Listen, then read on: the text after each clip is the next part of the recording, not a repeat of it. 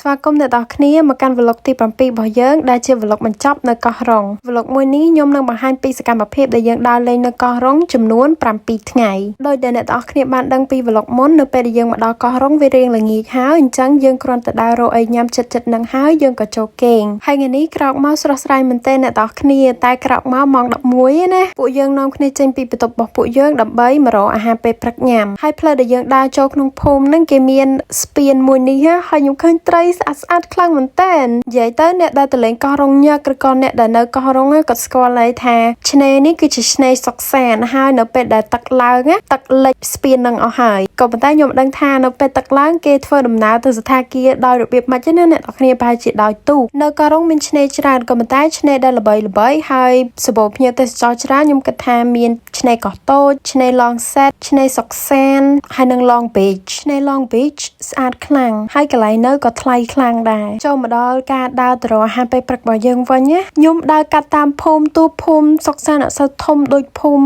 កោះតូចក៏ប៉ុន្តែមានអារម្មណ៍ថាឡើងសប្បាយហ្មងហើយមានអារម្មណ៍ថាដូចខ្លួនឯងបានធូរស្រាលរំសាយអារម្មណ៍ទុកព្រួយទាំងប្រមាណអស់ហើយអ្នកនរគ្នាព្រោះវាស្អាតខ្លាំងមែនតើហើយមានអារម្មណ៍ថាខ្លួនឯងដូចនៅក្នុងរឿងមិនទេដូចនៅក្នុងក្តីសម័យមិនមែនជាការប៉ັດណាព្រោះវាស្អាតពេកខ្ញុំអត់កុហកឯណាឥឡូវអ្នកដែលធ្លាប់ទៅលេងកោះរ៉ុង comment ម្នាក់មួយមកថាមានអារម្មណ៍ដូចខ្ញុំមានអារម្មណ៍អត់ដើរបាន5ទៅ7នាទីយើងក៏រកឃើញភោជនីយដ្ឋានមួយដែលជាភោជនីយដ្ឋានរបស់ខ្មែរនៅជាប់ហ្នឹងអ្នកនរគ្នាយើងក៏ចូលមកញ៉ាំទៅហើយនិយាយពីថាទេសភាពនិយាយពីថាទឹកសមុទ្រអូយស្អាតខ្លាំងមែនតើហើយនេះកន្លែងដែលខ្ញុំនៅអ្នកនរគ្នានៅស្ថានភាពដែលខ្ញុំនៅមើលពីចង្អាយឡើងស្អាតខ្ញុំពីអ្នកសង្សារខ្ញុំក៏កំងបាយម្នាក់មួយចានកំងរួចហើយយើងក៏នាំគ្នាលាប sunscreen ត្រៀមខ្លួនដើម្បីធ្វើដំណើរផ្សងព្រេងទៅកាន់ឆ្នេរ Lonely Beach និយាយទៅមកកោះរ៉ុងលើកណាខ្ញុំមិនដែលចោល Lonely Beach ទេអ្នកនរគ្នាបើអ្នកនរគ្នាចង់ adventure ចង់របៀបធ្វើដំណើរផ្សងព្រេងអីចឹងមានឧបសគ្គតិចតួចចឹងទៅ Lonely Beach បើអ្នកនរគ្នាចង់មានអារម្មណ៍ថារៀងភ័យខ្លាចអីចឹងទៅឆ្នេរឋានសួគ៌និយាយទៅអត់សូវមានអ្នកស្គាល់ឆ្នេរឋានសួគ៌ណាអ្នកគ្នាព្រោះវានៅដាច់ស្រយាលពេកក៏ប៉ុន្តែឆ្នេរឋានសួគ៌ក៏ម្យ៉ាងដែរវាអត់ស្អាតណាស់ណាក៏ប៉ុន្តែវាមួយបែបរបស់វាម្យ៉ាងវិញទៀតហេតុអីខ្ញុំនិយាយថាគួរឲ្យខ្លាចដោយសារតែផ្លូវទៅនឹងស្ងាត់ខ្លាំងមែនទែននិយាយទៅមានតែដីក្រហមគ្រោះហើយផ្ទះតាមផ្លូវអត់មានទេចាមានតែព្រៃសុទ្ធតែម្ដងហើយការខ្ញុំជិះទៅអ្នកនរគ្នាព្រឺព្រួចខ្លាំងណាស់តោះឥឡូវសូមត្រឡប់មកសងសារខ្ញុំវិញគេថាចាអូនព្រានបងបើកម៉ូតូតិចមើលព្រោះបងអត់ចង់ឲ្យអូនឯងដប់បងរហូតទេវាមើលទៅវាអត់សមបងជាប្រុសអីចឹងហើយអូនឯងដប់បងរហូតអីចឹងបងមានអារម្មណ៍អត់សុបាយចិត្តដែរអ្នកនរគ្នាខ្ញុំក៏ព្រានគេជិះទៅហើយខ្ជិះខ្ជួតណាស់សងសារខ្ញុំគេរៀនជិះប្រហែលបាន10-20 ជុំអ្នកនរគ្នាហើយគេក៏ថាតោះបងរួចរាល់ក្នុងការទៅហើយយេដំណើរផ្សងព្រេងរបស់យើងតាំងពីអ្នកចាប់ដើមណាចឹងខ្ញុំសូមដាក់សំឡេងប៉ិតឲ្យអ្នកនរគ្នាស្ដាប់ដោយសារតែវាមានខ្លឹមសារសំខាន់ដែលយើងជជែកគ្នាអីចឹងណាហើយបើខ្ញុំ voice over ខ្ញុំមិនដឹងថា voice over ពីអី Where? I'm right, where that shop is. Oh, there. Yeah, that's where it's at. Yeah, in that little pit. Because we want to go there. But right now, we're not gonna let the history repeat ourselves. That's right. Oh no. Okay, Evan. Okay, good job. The wheel is gonna go left and right, but you have to control it. And keep going. Bravo. Good job. Do you want me to get off? Okay, there is more drive. Okay, perfect. I can't remember which way it was, was it right or left? I can't remember. I think we shouldn't go because look at the road. It's not worth it to go. Why? What else are you going to do though? Go to the other beach. I want to go to another beach. Come in.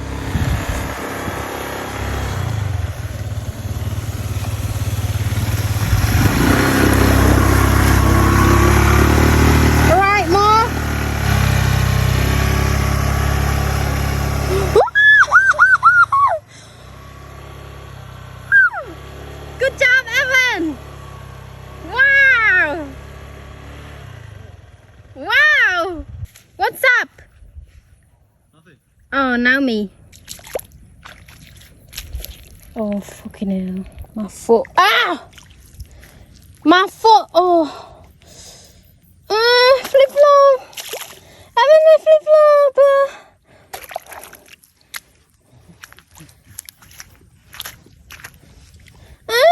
Flip-flop!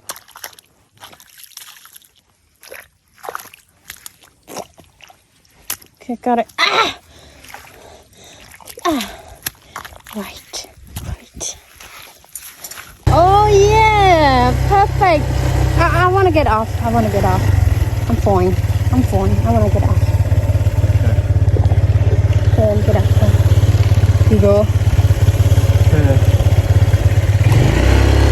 Careful.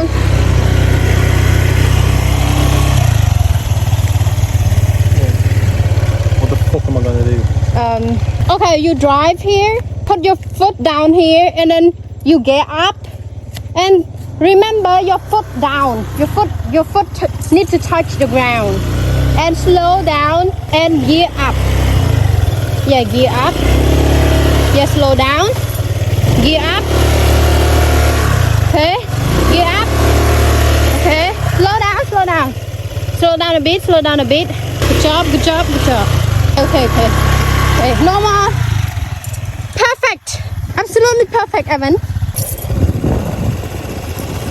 ចាសម្រាប់អ្នកដែលធ្លាប់ទៅលេងកោះរ៉ុងហើយឆ្លៀតទៅលេង Lonely Beach ដឹងហើយថាផ្លូវនៅនឹងមិននិយាយទៅតាំងពីឆ្នាំ2025រហូតដល់ឆ្នាំ2026នេះហើយខ្ញុំទៅលេងកោះរ៉ុងជីកាត់តាមផ្លូវនឹងទៅលេង Lonely Beach អត់ដែលផ្លូវនឹងអត់ដែលជីស្រួលមិនទេបើមិនជាប់ផុងក៏ដីភក់បើមិនដីភក់ក៏ផ្លូវតណាត់តតែងតងអីដែរនិយាយទៅឆ្នាំមុនខ្ញុំលូលតមណារឿងផ្លូវនឹងកំតែដល់ឆ្នាំ2026នេះហើយខ្ញុំលេងលូហើយខ្ញុំគិតថាចេះអត់ចង់ឲ្យគេធ្វើផ្លូវស្អាតចាក់បេតុងអីស្អាតទេចង់ឲ្យគេទុកផ្លូវនឹងអញ្ចឹងហ្មងព្រោះនៅពេលដែលគេទុកផ្លូវបែបអញ្ចឹងទៅវារបៀបធម្មជាតិណាអ្នកទាំងគ្នាហើយនៅពេលដែលយើងជិះធ្វើដំណើរទៅលេងកោះហ្នឹងយើងបានជួបឧបសគ្គអីតិចតួចអញ្ចឹងទៅវាកាន់តែធ្វើឲ្យដំណើរកម្សាន្តការដើរលេងរបស់យើងហ្នឹងកាន់តែសប្បាយទៀតតែគិតមើលអ្នកទាំងគ្នាបើមកដើរលេងជុំគ្នាជាមួយក្រុមមិត្តភ័ក្តិរបស់យើងហើយនាំគ្នាជិះម៉ូតូជាប់ផុងអូយដឹងសប្បាយយ៉ាងណាណោះព្រោះអីកោះ Lonely Beach ហ្នឹងស្អាតពេលយើងជិះទៅហ្នឹងជួបឧបសគ្គនៅហត់អីមិនម៉ាក៏ប៉ុន្តែនៅពេលដែលយើងទៅដល់កោះគឺយើងបាត់ទុកព្រួយនឹងអស់លីងហ្មងហើយយើងមានអារម្មណ៍ថា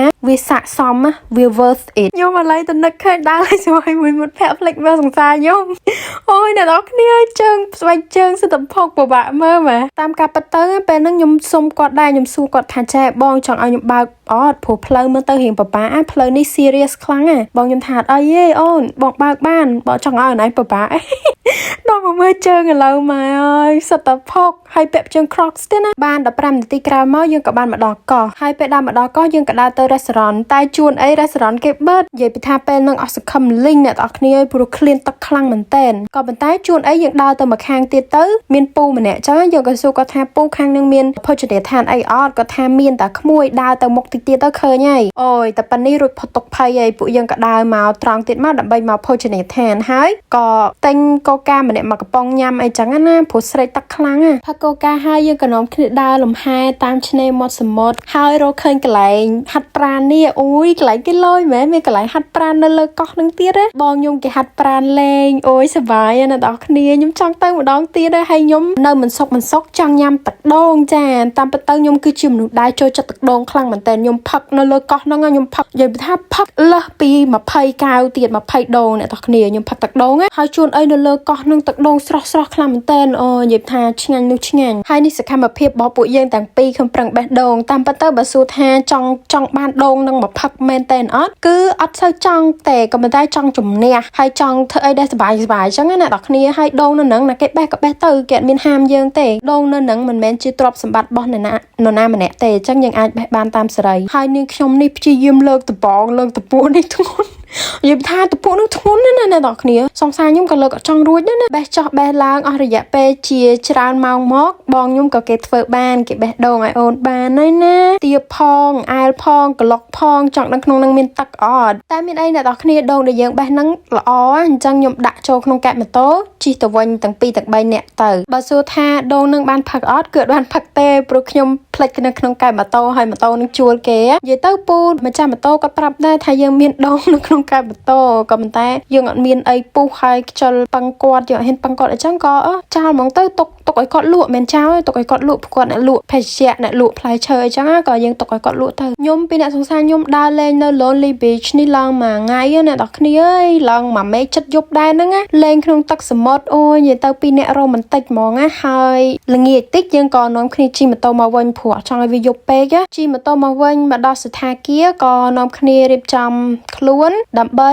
ទៅរកអាហារពេលល្ងាចញ៉ាំនិយាយទៅនៅឆ្នេរសុកសានហ្នឹងនៅចិត្តកន្លែងអ៊ីមួយក៏លក់សាច់អាំងលក់នំប៉័ងលក់អីលក់ទឹកកឡុកទឹកអីចឹងដូចយើងនៅដីគោកណាអ្នកនរគ្នាខ្ញុំក៏ទៅញ៉ាំនៅនឹងម៉ែអើយឆ្ងាញ់ម្ល៉េះសាច់គោខ្ញុំដូចជាកំងរៀង10ចកាក់ជាងអ្នកនរគ្នាបងខ្ញុំលេងពួយសឹងទាំងអស់ហ្មងព្រោះបងខ្ញុំអត់ចេះញ៉ាំពងទាកូនឬក៏បុកល្ហុងអីផ្សេងទេអញ្ចឹងគាត់កំងសាច់គោនំប៉័ងមីឆាអីចឹងណាគេដែលទៅលេងកោះហើយចង់ញ៉ាំរបៀបដូចនៅដីគោកខ្ញុំ recommend ឲ្យទៅកន្លែងគាត់ហ្មងឆ្ងាញ់ the best Good morning អូយថ្ងៃនេះគឺជាថ្ងៃអ្វីទៅហេតុអីក៏សមុទ្រស្អាតតែខ្ញុំរស់នៅលើផែនដីឬក៏ខ្ញុំរស់នៅឋានសួគ៌នេះឆ្នេរនេះខ្ញុំមិនដឹងថាចូល Long Beach ឬក៏សុកសានណាអ្នកនរគ្នាតែនៅចិត្តកន្លែងខ្ញុំគេងប្រហែលដើរ10នាទីអីហ្នឹងស្អាតខ្លាំងណាស់អ្នកនរគ្នាខ្សាច់ឡើងសហើយមេឃឡើងខៀវល្ងឹតនេះអូយថ្ងៃហ្នឹងដូចជាថ្ងៃទី3ហើយអ្នកនរគ្នាអញ្ចឹងយើងអត់ដឹងថាទៅធ្វើអីទេយើងចង់ទៅមើលប្លង់តុងសង្សារខ្ញុំក៏ចង់ទៅមើលប្លង់តុងពេលយប់អញ្ចឹងយើងក៏ research ឃើញថាប្លង់តុងមាននៅឆ្នេរកោះតូចដូច្នេះហើយយើងក៏នាំគ្នាជិះម៉ូតូទៅលេងឆ្នេរ Long Set ហើយចាំរៀងយប់យើងទៅញ៉ាំអីនិងលេងនៅឆ្នេរកោះតូចតែម្ដង Long Set យើងមកលើកនេះមនុស្សច្រើនខ្លាំងមែនតើជាពិសេសសុទ្ធតែជនជាតិចិននិយាយទៅខ្ញុំមិនដឹងថាជនជាតិចិនគេមានវិស្មករឲ្យគេមកលេងកោះរបស់យើងឬក៏មិនទេអ្នកនរគ្នាក៏ប៉ុន្តែឆ្នាំនេះជនជាតិចិនច្រើនហ្មងតែពេលនៅ Long Set មនុស្សច្រើនពេកចឹងទៅយើងពិបាកនៅហើយណាមួយវាដូចខូចបរិយាកាសអ្នកនរគ្នាយើងក៏សម្រេចចិត្តថាជីទៅលេងឆ្នេរ Coconut ដែលយើងធ្លាប់ទៅលើកមុនដើម្បីទៅរំលឹកអនុស្សាវរីយ៍ចាស់ៗរបស់យើងអូមុនពេលទៅនឹងខ្ញុំក៏បានឆ្លៀតទៅកោះតូចដើម្បីញ៉ាំអីដែរហើយខ្ញុំបានទិញបុកល្ហុងដាក់ម្ទេសចំនួន10គ្រាប់ហើយអ្នកលក់មើលមុខខ្ញុំហើយស្រែកផ្អើលហាងហ្មងអ្នកនរគ្នាថាបងឲ្យញ៉ាំម្ទេស10គ្រាប់បុកល្ហុងនឹងដឹងតែមានតែម្ទេសសុទ្ធហ្មងហើយមិនឲ្យញ៉ាំកើតដែរចាចង់ប្រាប់ថាញ៉ាំកើតហើយបុកល្ហុងអូនឯងនៅហាងអូនឯងពិតជាឆ្ងាញ់ខ្លាំងមែនតើអូនបងទៅលើក្រោយបងញ៉ាំនៅនឹងទៀតហើយនិយាយទៅបុកល្ហុងនឹងមួយចានដូចជា5រៀលដងអ្នកនរគ្នាក៏មិនតែច្រើនហើយបកាឡើងធំខ្ញុំចូលចិត្តខ្លាំងមែនតើហើយរសជាតិគេក៏ឆ្ងាញ់ដែរញ៉ាំបដាអង្គុយមើលសមុទ្រជាមួយបងបដានៅលើនរឹងហើយនៅពេលដែលសរិយារៀបលិចយើងក៏នាំគ្នាជិះម៉ូតូទៅកាន់កោះតូចដើម្បីមើលប្លង់តុងតែជួនអីយើងអាចមើលប្លង់តុងបានទេក៏ព្រោះតែអត់មានខ្ញុំមិនដឹងថាអត់មានឬក៏នៅកន្លែងហ្នឹងភ្លឺពេកបានយើងមើលប្លង់តុងអត់ឃើញទៅដល់យើងដើរជាន់ទៅឃើញរបៀប1 2អីចឹងហើយធ្វើឲ្យខ្ញុំមានជាការរបួសជើងព្រោះជាន់ចំថ្មដោយសារតែ plan យើង fail អញ្ចឹងយើងក៏នាំគ្នាជិះម៉ូតូទៅសណ្ឋាគាររបស់យើងវិញចូលបន្ទប់ងូតទឹកងូតអីហើយខ្ញុំពីរនាក់ក៏មកបើកកាដូបើកសបតបើកប្រអប់សារដែលប៉ាម៉ាក់របស់សង្សារខ្ញុំផ្ញើជូនឲ្យសង្សារខ្ញុំអញ្ចឹងណាព្រោះកាលថ្ងៃទី1ហ្នឹងគឺជាថ្ងៃខួបកំណើតគេអ្នកនរគ្នាហើយម៉ាក់ប៉ាគាត់ផ្ញើសបតទុកឲ្យគាត់តាំងពីនៅអង់គ្លេសហោះមកដល់ខ្មែរបានបើកហើយថ្ងៃនេះថ្ងៃទី3ហើយទៅបើកខ្ញុំបិទម៉ាស់ផងអង្គុយអានឲ្យបងស្ដាប់ផងអង្គុយរាប់លុយបងទៀតណារាប់ថាបងបានម៉ានចឹងថ្ងៃហ្នឹងសុំចប់តែត្រឹមហ្នឹងណាអ្នកនរគ្នាឥឡូវយើងចូលទៅដល់ថ្ងៃបន្ទាប់ទាំងអស់គ្នាថ្ងៃនេះអាកាសធាតុក៏អំណោយផលដែរអ្នកនរគ្នាយើងអត់មានកម្រងទៅដើរលេងណាឆ្ងាយទៀតទេគឺមកលេងនៅឆ្នេរ Long Beach ដែលជាប់ជាមួយនឹងឆ្នេរសុកសាននឹងឯងហើយថ្ងៃហ្នឹងអាលោកធំខ្លាំងមែនតើអ្នកនរគ្នាអើយក៏មិនតែស្អាតសាហាវនិយាយទៅខ្សាច់ឡើងសក្បោះហើយមេឃជាមួយនឹងសមុទ្រស៊ីគ្នាហ្មងខ្ញុំរកអីបរិយាអត់ត្រូវទេតែមានរឿងម្យ៉ាងដែលខ្ញុំសង្ហាចិត្តគឺសបោសារ៉ាមដែរនៅឆ្នេរ Long Beach ហ្នឹងខ្ញុំនិយាយពីថាអត់ដឹងសារ៉ាមមកពីណាទេចាមកកាផ្លេមកកាភ្លុះហ្មងលើច្រាំងអញ្ចឹងសូមសំណូមពរថាបងអូនដែលទៅលេងសូមចេះរក្សាទុកនៅសម្រាមខ្លួនឯងផងព្រោះឆ្នេរយើងស្អាតណាស់កុំបំផ្លាញឆ្នេររបស់យើងបើអត់មានធុងសារ៉ាមទេចាំយកទៅចោលនៅកន្លែងស្ថាគារយើងហ្មងទៅហើយសកម្មភាពយើងទាំងពីរអត់មានច្រើនទេអ្នកនរគ្នាក្រៅពីបងខ្ញុំគាត់ចូលចិត្តដើររុករកគាត់ដើររុករកនេះដើររុករកនោះជីកក្តាមជីកខ្សាច់អីតឯងនឹងឯងហើយពេលខ្លះក៏អង្គុយសាសងគ្នានិយាយពីនេះនិយាយពីនោះស្វីតតិចតួចទៅល្ងាចបន្តិចយើងក៏ចូលក្នុងទឹកសមុទ្រលេងទឹកសមុទ្រមើលថ្ងៃលិចហើយតើពេលវេលាបែបនេះមានប្រមាណដងទៅក្នុងឆាកជីវិត